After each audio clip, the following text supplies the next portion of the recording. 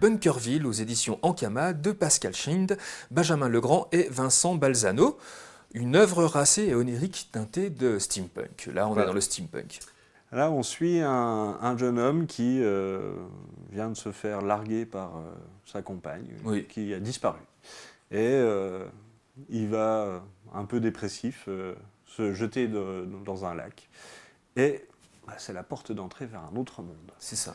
Et cet autre monde, très steampunk, effectivement, donc courant Jules Vernien, on va dire. Ah, c'est quand Lewis Carroll rencontre Jules Verne, un peu ce monde-là, je trouve. Un 19e, mais plus moderne, avec beaucoup d'engrenages, beaucoup de machines à vapeur, mais un fonctionnement assez proche de notre société actuelle. Et alors lui est complètement perdu, il se fait alpaguer par des flics qui lui disent « Ah, il faut que tu... un étranger du dehors, qu'est-ce qui se passe ?» Et donc on est balancé en même temps dans cet univers, en même temps que le personnage principal, et on va découvrir petit à petit quel est cet endroit, pourquoi il est là, quelles en sont les règles et surtout comment en réchapper.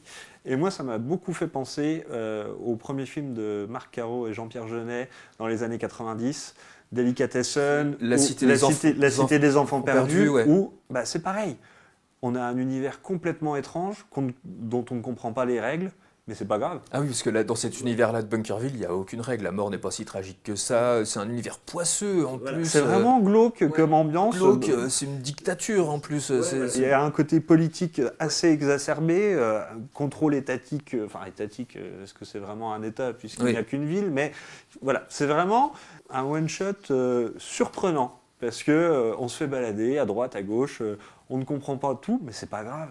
Parce qu'il y a le dessin. Le dessin de Vincenzo Balzano, là, qui propose un style éthéré avec des aquarelles, mais remarquable. C'est très dilué, mais ça participe énormément à cette ambiance poisseuse, chape de plomb, avec des teintes de rouille. Encore une fois, le fond rejoint la forme.